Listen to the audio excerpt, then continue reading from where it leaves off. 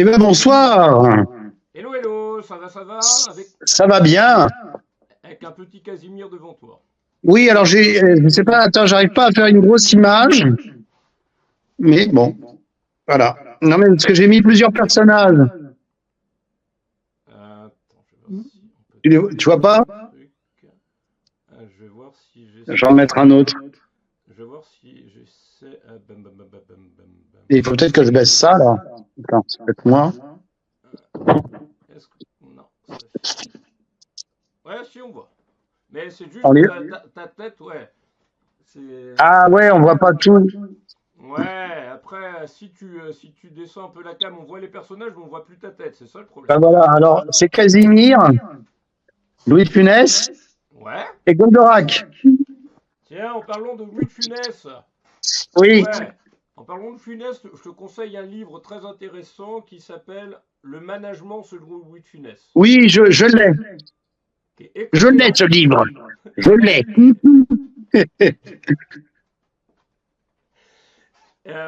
Du coup, est-ce que tu pourrais te présenter dans les grandes lignes et présenter un petit peu ton parcours?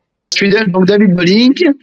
Je suis comédien imitateur et je suis le fils du grand musicien Claude Bolling. Et j'ai un parcours assez ample puisque j'ai rencontré beaucoup de gens, j'ai fait beaucoup de choses, beaucoup de scènes, scènes ouvertes, j'ai fait beaucoup de cabarets, j'ai fait des scènes privées, j'ai joué au théâtre, j'ai fait un petit peu des apparitions dans des films, des toutes petites apparitions, des petites choses. J'ai fait la doublure lumière de Christian Clavier aussi sur Astérix et contre César. Voilà, puis j'ai fait du doublage. J'ai travaillé sur plein de productions. Voilà. Ok. Au niveau des imitations, tu es plus sur quel type d'imitation? Alors moi, je suis dans ce qu'on appelle les vieux et les morts. Non, je fais tous ceux que j'ai aimés, tous ceux que j'aime, tous ceux que j'ai eus quand j'étais gamin, c'est-à-dire de Funès, Michel Galabru, j'ai Philippe Noiret, Alain Delon, Belmondo. Voilà, alors dans les nouveaux, enfin ce qu'on peut appeler nouveaux, c'est pas nouveau, mais Las Palais, évidemment, comme tout le monde. Je pense que j'ai même été un des premiers à l'imiter devant lui, ce qui l'avait fait marrer. Je fais des voix de dessins animés aussi, Scooby-Doo, Sammy. Je m'amuse aussi à faire des personnages de Star Wars, et voilà, je fais un peu de tout. Voilà. Ok. Est-ce qu'il y a quelques imitations que tu souhaiterais faire maintenant? Ah bah, je peux vous faire de Funès par exemple. Je sais pas, je vais le trouver dans dans le gendarme avec Galabru quand tu fais alors Cruchot, mais qu'est-ce qui s'est passé? On vient d'arriver mon adjudant, mais je vois bien Benvin. Bah, mais t'es parti. Bon, alors suivez-moi. Voilà. C'est fait des dialogues comme ça, des choses assez marrantes. Ok. Et Voilà. au niveau de doublage, tu as encore des projets ou il y en a pas pour le Bon, moment? j'en ai ce qu'on m'en donne, mais j'ai pas de projet spécialement. Mon projet pour l'instant, c'est de finir. J'ai commencé à écrire un spectacle où je vais retrouver mon père, je vais revoir mon père et avant, j'aurai tout un périple où je vais rencontrer tous nos amis, tous les gens que j'ai connus, tous les gens que j'ai connus avec lui et avec qui on va parler de lui et des anecdotes et tout ce que j'ai vécu et je vais faire revivre tous ces gens-là. Voilà. Et je retrouverai mon père à la fin et il y aura sa musique évidemment pour pouvoir faire continuer à vivre sa musique. Ok. Et alors je fais un petit peu de pub pour retrouver sa musique. Eh bien, c'est très simple. Il faut aller sur le site de Frémaux et Associés. Et là, c'est tout ce qui est surtout jazz, musique de jazz. Il y a quelques musiques de films, et sinon les musiques de films, on les trouve chez Music Box, ou sinon il va y avoir aussi Sugar Prod. Alors ça, on trouve en vinyle, notamment le Magnifique. Ils viennent de ressortir le Magnifique en vinyle, on le trouve partout. Et voilà, et on peut trouver la musique de Claude Bolling un peu partout, et on l'entend souvent à la radio, à la télé. Ce qu'il a fait Borsalino, les Brigades du Tigre, la série. Il avait participé un petit peu au film, mais c'était Yvan Florio qui avait fait la musique. Il a fait Quick Story, Le Gitan. Voilà, il a fait beaucoup de musique de films, de séries, et puis du jazz, de la variété. Il a fait chanter Brigitte Bardot, notamment. Voilà. Que j'imite aussi, Brigitte, bien sûr. Oh là là. Et voilà, donc plein de bonnes choses à découvrir. Excellent, excellent. Est-ce que tu pourrais présenter les trois personnages qui sont devant toi? Pourquoi les avoir choisis, justement? Ah, alors, j'ai d'abord un Schtroumpf, j'ai le grand Schtroumpf, parce que j'aime bien les Schtroumpfs. J'avais vu notamment la flûte à six Schtroumpfs quand j'étais gamin, et j'avais beaucoup aimé avec la musique de Michel Legrand, et j'avais beaucoup aimé ce dessin animé, que je conseille de voir, de regarder, puisque ça se trouve en DVD, et en plus ils l'ont ressorti en version remasterisée. Goldorak, voilà, Goldorak, parce que c'est un personnage que j'ai connu quand j'étais petit et que j'aime beaucoup et que je regardais avec mon papa. Mon papa regardait Goldorak. Oui, ça fait bizarre. Il regardait Goldorak avec nous. Alors Louis de Funès, bien sûr, parce que ça c'est bon, voilà, ça c'est. Puis ça c'est un cadeau que m'a fait un de mes amis comédiens qui s'appelait Jean-Paul Quéret, qui avait travaillé notamment, qui avait joué dans la Guerre des boutons. Il jouait Baccaillé, le fils de Michel Galabru. Voilà. Et donc, il m'avait offert ça. C'est un porte-bonheur pour moi. Et puis, de Funès, j'ai eu la chance de le rencontrer et de le connaître un petit peu, de le voir tourner. Et on était, on va pas dire qu'on est devenus amis, je voudrais pas dire ça, mais on avait eu un rapport très amical. C'était quelqu'un de très bien. Et puis, alors, Casimir, parce que c'est mon personnage fétiche quand j'étais gamin et toujours. Et j'ai eu la chance je connais Yves Brunier, le papa de Casimir, que j'avais rencontré quand j'avais été sur le tournage grâce à Patrick Sabatier quand j'étais môme avec mon frère. On peut le retrouver sur Inakid, il y a tous les épisodes. Et il y a l'épisode notamment qui s'appelle Le Porte-Manteau. Et je suis dedans, je dois avoir 8-9 ans. C'est un des 2 épisodes que j'ai tourné avec Yves. J'avais retrouvé Yves en boîte de nuit, mais le pauvre, ce jour-là, il était tombé, il s'était cassé les côtes, je n'avais pas pu le revoir après. Et je l'ai invité dans une radio où je travaille, enfin, je m'active dans cette radio qui s'appelle Radio Armada, chez Barrio, au Barrio Show, et on l'avait invité, lui, on est devenus amis. Et grâce à lui, j'ai pu rentrer dans la peau du monstre gentil de l'île aux enfants, et j'ai fait quelques petites choses avec lui. Alors maintenant, ils vont relancer Casimir, mais c'est pas moi qui suis dedans, je ne suis plus pour l'instant Casimir. Enfin voilà, je ne fais plus Casimir, mais je peux faire la voix de Casimir comme ça, évidemment. Et je me suis bien amusé à refaire ce personnage. Voilà. Et au niveau des imitations, quelles sont tes références, tes influences, tes sources d'inspiration? Qu'est-ce qui justement t'inspire? Qu'est-ce qui te donne envie d'imiter telle ou telle personne ou personnage? Ah bah d'abord, il faut les aimer. Il faut qu'ils nous amusent. Il faut qu'on puisse s'amuser avec ces personnages. Même, n'est-ce pas, si on fait Jean-Marie Le Pen, il faut que ça puisse être rigolo, n'est-ce pas? Voilà. Et il faut qu'on soit dans le... Enfin, il faut qu'il y ait quelquefois un peu des choses outrancières, mais c'est surtout des personnages qu'on aime et qu'on a envie de faire revivre ou qu'on a envie de faire vivre ou leur faire dire des choses qu'ils n'ont pas forcément dites pour faire amuser les gens, pour amuser les gens. Et puis, moi, c'est vrai que c'est plus dans l'émotion, dans les choses comme ça, parce que je fais Gainsbourg, je fais dans les chanteurs, je peux faire Nougaro, voilà, enfin, il y en a d'autres qui le font, mais moi j'ai des choses à raconter peut-être que les autres n'ont pas forcément raconté, parce que je les ai rencontrés, je les ai connus, voilà, enfin, je suis pas le seul, mais voilà, voilà, je suis plus dans l'humour et la nostalgie, et je suis dans l'émotion. Voilà, il faut qu'il y ait de l'émotion, parce qu'il y a beaucoup de spectacles maintenant où ça manque d'émotion. Voilà. C'est l'imitation uniquement parlée ou aussi éventuellement chanter des fois? Ah bah chanter, parce que je fais Gainsbourg, je fais donc Nougaro, je peux faire Claude François, bon, là je l'avais mis dans le spectacle, j'ai enlevé. Je fais Jodassin, je fais Brassens, je fais Beko, qu'est-ce que je fais d'autre? Même Popek, je le fais chanter un peu, parce que j'aime bien faire Popek comme ça, c'est une personne que j'ai rencontrée plusieurs fois, et on s'est très bien entendu tous les deux. On n'est pas des sauvages quand même. Ah oui, voilà. Il y a toujours des histoires fantastiques avec ses caleçons. Oui, les caleçons molletonnés. Voilà, oui, bien sûr. Voilà. Et puis, je fais quelques femmes, Denise Fab, tout ça. Enfin, c'est des choses qui ont déjà été faites, mais je m'amuse. Je peux faire Denise comme ça, par exemple. Ce soir, une soirée très remplie. Voilà, tu vois, voilà, c'est Ah ouais, les Denise, personnages. elle fait souvent le tour, souvent dans les bêtisiers, notamment avec son rire très. Oui, elle riait beaucoup.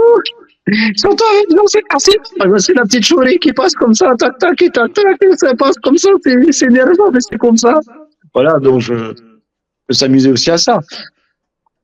Et il y a des voix que j'ai pris comme ça facilement. Par exemple, la voix de Samy dans Scooby-Doo, j'avais rencontré un soir, on faisait une soirée privée, et il y avait le monsieur qui faisait la voix de Scooby-Doo, qui s'appelait André Torrent, Mhm. qui faisait la deuxième voix de Scooby. Et j'arrive, je fais oh Samy, oh Tom, j'ai peur. Et d'un seul coup, j'ai sorti cette voix-là, mais je n'avais pas travaillé du tout. Voilà. Il a refait cette voix. Il suffit de refaire la voix un petit peu plus grave comme ça, et on fait la voix de Hutch dans Starsky Hutch, ou la voix de Commodore Stubbing dans La Croisière s'amuse. Voilà, parce que c'est Francis Lax qui faisait cette voix. Mm. Bah, on avait une comédienne de doublage au tout début du live, à la première, c'est Régine Oui, Ponceau, et elle est. Là, ils sont sur la 37e. Elle est depuis le début, ils sont sur la 37e saison des Simpsons, où elle double tous les enfants et la plupart des femmes. Or, bien sûr, la famille, voilà, c'est pas elle, puisque c'est le couple oui. impétueux, et tout comme Bart et Lisa et Guy, le bébé. Mais elle est Oui, alors moi super. je connais pas trop les Simpsons, c'est pas Cantonnaise que non. barrée. Ouais. Mais ça doit être assez amusant à faire. Moi je suis plus dans Lucky Luke et dans Astérix. Parce que je peux te faire la voix d'Astérix comme ça, et la voix d'Obélix aussi. Je peux faire la voix de Lucky Luke. Alors la deuxième voix de Lucky Luke, notamment Daniel Secaldi, qui disait Viens, rentre en plan. Tu n'aurais pas vu les Dalton par hasard? Ils sont là, les Dalton. Les mains en l'air, coyote. On a une affaire à te proposer. On va pas te descendre. Au contraire. Mhm. Voilà. Et alors cette voix-là, c'est assez rigolo. C'est la voix de Joe Dalton, qui était faite par Trabot. Je crois que c'est Pierre Trabot. Et Pierre Trabot faisait aussi cette voix-là. Il faisait la voix dans James West, du Dr Loveless. Il disait bonjour, Monsieur West. Je suis ravi de vous revoir. Voilà. Donc c'était rigolo, Ah, changement de. de mémoire, Astérix, il vient de rentrer au musée Grévin avec Obélix, Oui, exactement, pour oui. les 50 ans. Oui. Parce que j'ai très bien connu, évidemment, René Goscinny, Gilbert Goscinny et Anne Goscinny. Et je dirais plus qu'une amie, c'est ma sœur. Voilà, on se considère comme frère et sœur, on se connaît depuis toujours. Donc j'ai baigné là-dedans et mon père a fait la musique des deux Lucky Luke, Busy Town et la balade des Dalton. Et on avait réutilisé un peu de sa musique et on avait refait quelques-unes, je crois, pour les 2 premières saisons des dessins animés de Lucky Luke. Mhm. Voilà. Mais je conseille de voir surtout la balade des Dalton, Daisy Town, les 12 travaux d'Astérix avec la merveilleuse musique de Gérard Calvi et alors j'ai dit les 12 travaux, Astérix et Cléopâtre, le dessin animé et Astérix le Gaulois, parce qu'il y avait en fait dans ces dessins animés, il y avait Goscinny et Tchernia qui faisaient des textes et ça c'est irremplaçable. Et il y avait Uderzo au dessin, et puis il y avait toute une équipe de dessinateurs formidables, parce que c'était pas Uderzo qui dessinait tout, hein, ni Maurice, mais c'était vraiment formidable, vraiment. Bah, Et je conseille aux gens de le revoir. c'est comme à mon avis pour Tintin, c'est pas lui non plus qui dessinait tout. Non, non, pour les dessins animés et tout, ça doit pas être le Hervé qui a fait tous les dessins, bien sûr. Non, là, il y a toutes des, par exemple, pour les Lucky Luke ou Astérix, il y a toute une équipe, c'était au studio Idéfix, où je suis allé quand j'étais petit, et j'avais rencontré, notamment Patrick Cohen, qui est malheureusement décédé, qui dessinait extrêmement bien beaucoup de personnages. Alors, il pouvait faire les Disney, les Tintins, les trucs, mais comme si c'était des originaux. Il y a aussi, Jean-Pierre Tardivelle, qui est toujours là, qui a travaillé au studio Idéfix, notamment. Et en fait, ils étaient toute une équipe à travailler. Alors, un faisait Lucky Luke, l'autre faisait Joe Dalton, l'autre faisait ci, l'autre faisait ça. Ils avaient 2, 3 personnages à faire et chacun s'occupait des personnages. Et de temps en temps, si on voit un personnage qui est moins bien dessiné, c'est parce que c'est pas eux qui l'ont fait, qu'ils n'avaient pas le temps de le faire et que c'était quelqu'un d'autre qui les remplaçait pour le faire. Voilà. Tiens, j'ai une petite surprise pour toi. Ah, Avant de conclure. oui. Alors, Oh, Fred, je ne t'attendais pas. mais je suis très en avance. Mais dis donc, tu es très en avance, mon petit Fred, très en avance. T'as vu, j'ai amené des petits personnages. Goldorak, le gros Schtroumpf, et puis Casimir aussi, forcément. Mais Le Casimir. c'est toute notre enfance, en fait. Mais oui, j'ai amené toute notre enfance. Et alors, ce que j'expliquais tout à l'heure, c'est que je regardais Goldorak avec mon père. Ouais, mais Oui, regardez moi, je crois Goldorak. que je le regardais tout seul, en fait. Ah bah non, mon père il regardait avec nous. Et ma mère lui disait, mais Claude, tu vas pas regarder ça. Il disait, Irène, c'est très intéressant. Regarde avec nous. Et, bon, ma mère voulait pas regarder, mais lui, il regardait. Voilà. C'est génial. Bon, ça va, Fred? Mais ça va très bien. Bonjour, James. Bonjour, Hello. David. Ah bah alors, bonjour. Bonjour, Fred. Mais bon, voilà. Fred, enfin, Ben, je vous laisse réussi. finir votre interview. Hein? Ah, on a presque fini. On te retrouve juste après. On va terminer avec David. Et Ah, puis on a presque fini. On a presque fini. Après, c'est toi. C'est toi qui fais l'interview. Oh là là. Et c'est grâce à Galabru que je joue. Hein. Bah oui, c'est grâce à moi. Parce que je t'ai prêté mon théâtre. Voilà, tu es dans mon théâtre et tu joues grâce à ça. C'est formidable. Hein, Cruchot?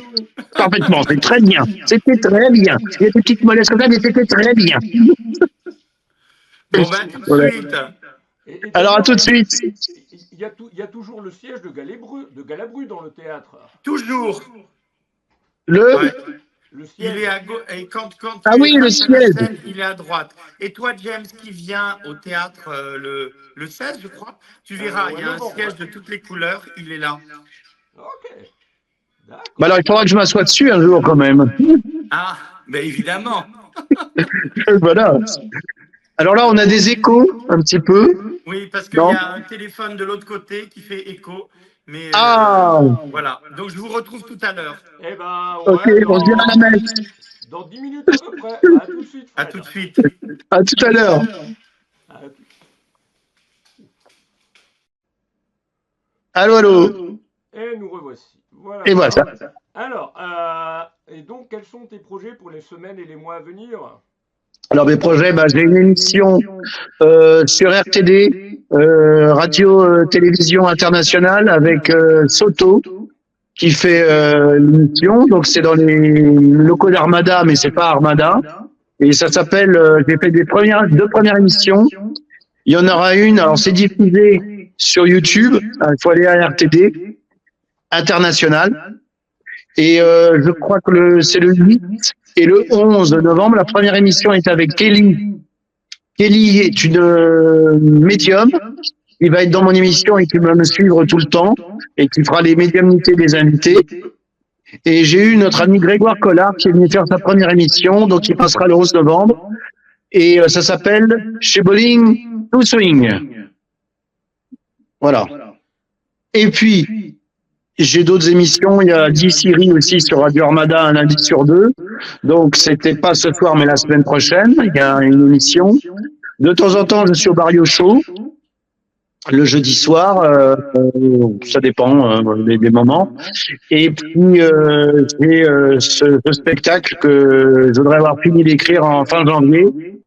Et puis, on verra quand on pourra le monter, quand on pourra le faire. Et ça va être un spectacle. Alors, ça devait s'appeler La Belle Vie de David Bowling. Et puis, j'ai vu qu'il y avait La Belle Vie de Kupuki. Et je vais appeler ça La Vie Fantastique de David Bowling. Ouais. Voilà. Ce sera même plus sympathique et ce sera peut-être mieux. Et Voilà. est-ce que tu peux présenter un petit peu ce spectacle en préparation? Oui, alors je vais parler de moi au départ, évidemment. Je vais dire que ma vie fantastique aurait pu ne pas se faire puisque je suis un enfant adopté. Donc j'explique mes origines, mon adoption et comment, puisque j'ai retrouvé mes origines, j'ai retrouvé ma mère que je n'ai pas vue mais que j'ai eu au téléphone et j'ai retrouvé mon frère et ma sœur qui sont en plus à moitié camerounais. Alors voilà, c'est assez rigolo et qui sont des gens très bien et formidables. Et donc voilà, je vais raconter ça et après je vais aller me coucher, puis je vais pouvoir avoir la possibilité, puisque je dors, j'ai la possibilité d'aller de l'autre côté. Mais donc voilà, je vais avoir la possibilité d'aller de l'autre côté, retrouver mon père et retrouver tous les amis, tous les gens que j'ai connus et tous les gens qui ont jonché ma vie amicale et professionnelle. Par hasard, Dalida, c'est pas partie des imitations que tu fais? Ah bah Dalida, je peux la faire, bien sûr. Et je l'avais fait à un moment quand je présentais Serge Gainsbourg, parce qu'elle chantait avec ses cheveux froissés, ses lunettes sur le nez. La la la la la la la la. Puis après, je faisais Gainsbourg, comme ça, et on me dit bien, Dalida aime bien cette cote, ça. Allez, allez, top Dalida. Voilà, tu vois, là c'était un petit Gainsbourg comme ça, mais je fais une parodie, enfin pas une parodie. J'ai repris la chanson de Vieille Canaille et je fais oui, c'est une espèce de parodie. Et à la fin, je finis sur la musique de Chopin, parce qu'il avait pris cette musique pour la chanson avec sa fille sur l'homme inceste et je le fais parler là-dessus. Voilà. Donc je fais quelque chose d'émouvant à la fin. Voilà. Il y a le côté Gainsbourg et le côté Gainsbourg. Mais toujours avec la voix comme ça de Gainsbourg.